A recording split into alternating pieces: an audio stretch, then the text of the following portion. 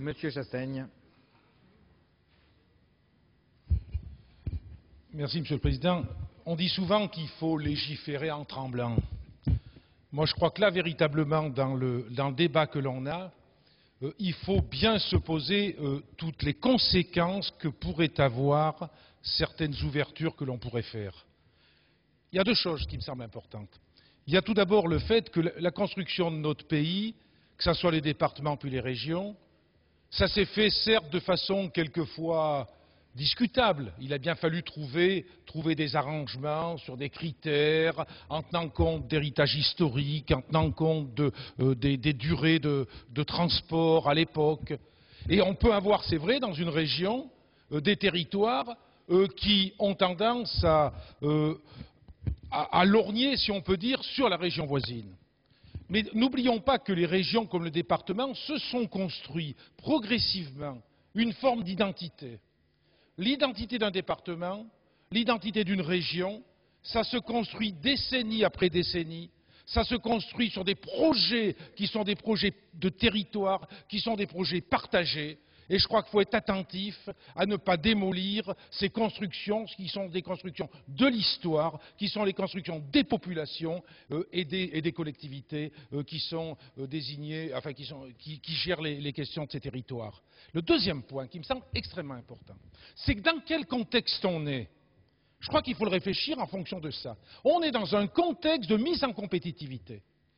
De plus en plus, nos institutions joue sur la compétitivité entre les territoires. On pourrait tous citer des exemples d'entreprises qui quittent un territoire considéré comme étant insuffisamment dynamique, insuffisamment performant, pour aller sur un territoire qui est considéré comme plus actif et qui peut générer davantage d'activités, davantage de revenus. C'est une réalité. Or, qui dit compétitivité entre les territoires dit aussi ce risque, qui est d'ailleurs qui apparaît dans ce texte de loi, ce risque qu'on aurait une partie du territoire de notre pays qui irait vers une désertification et on consoliderait les territoires qui seraient justement les territoires les plus compétitifs, les territoires les plus performants, où les activités de création de richesses se regrouperaient au détriment des territoires qui seraient à l'abandon. Or, aller vers une possibilité de morcellement, même si c'est à la demande de population, c'est favoriser le démantèlement de territoires pour aller conforter des territoires autres. Alors, il suffit de regarder dans d'autres pays d'Europe, pas très loin de chez nous, ou des pays qui sont constitués, on pourrait parler par exemple de l'ancienne Tchécoslovaquie, sur quels critères ça s'est constitué, même si ensuite l'évolution économique a pu démentir ce que l'on pouvait penser. Plus assez près de nous, la Belgique. Il y a un risque réel que des zones qui seraient des zones considérées comme riches aient tendance à rejoindre des territoires qui seraient des territoires plus performants. Je crois qu'il faut être attentif à ça. Monsieur Rodet. Notre collègue Chassaigne, d'autant que lui étant auvergnat et moi limousin, l'ancien président Giscard d'Estaing, et M. Chassaigne ne l'avait pas encore beaucoup démenti, mais il s'est bien repris depuis, voulait annexer le Limousin. Avec tout le respect que j'ai pour les Auvergnats, le Limousin est le Limousin, il a son identité comme l'Auvergne, qui n'est pas la même. Le seul problème, c'est que les Auvergnats reprochent aux Limousins depuis 20 siècles d'être arrivés, la tribu des Limovis, d'être arrivés trop tard à Alésia. En réalité, Vercingétorix a été trahi par les Arvernes, parce que peut-être il les accès un peu trop. En tout cas, pour une fois, avec mon collègue Chassaigne, je suis d'accord.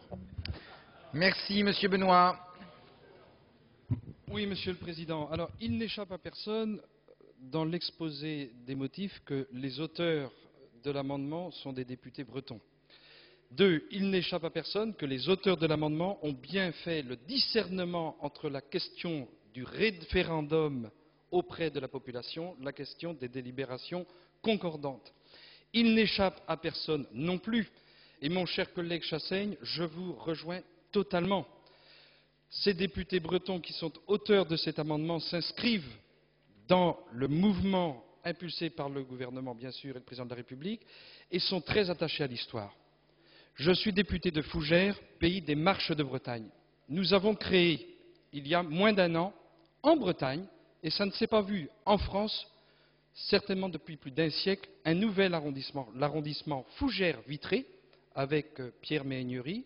Nous avons créé un nouvel arrondissement afin de s'inscrire dans cette volonté de réorganisation territoriale, cette volonté de réorganisation administrative et en même temps participer à cet effort, je dirais, demandé par tous et pour tous. Donc cette question de l'histoire, cette question du projet que nous vivons en Bretagne, qui est vécu aussi en Loire-Atlantique, qui est vécu en région des Pays de la Loire, c'est ce qui nous conduit, parce que cette frange des Marches de Bretagne, où nous y retrouvons d'ailleurs de magnifiques châteaux, et je rappelle à notre collègue Chassaigne, auvergnat, que le château des Ducs de Bretagne se situe en Loire-Atlantique. Alors je ne souhaitais pas entrer dans le détail de ces considérations, mais c'est bien sûr le sujet, Et l'objet donc de cet amendement que je vais maintenir, est bien d'encourager les collectivités territoriales à débattre, à échanger, à porter un projet et à délibérer de manière concordante les régions et les départements. Et je parle bien donc des collectivités concernées et non pas des collectivités susceptibles d'être intéressées. C'est pour ça que cet amendement, qu'avec plaisir je qualifie d'amendement Le Fur, est un amendement majeur. C'est un amendement pour l'avenir. Je mets donc aux voix le 470. Ceux qui sont d'avis d'adopter le manifestent en levant la main. Ceux qui sont contre, il est rejeté.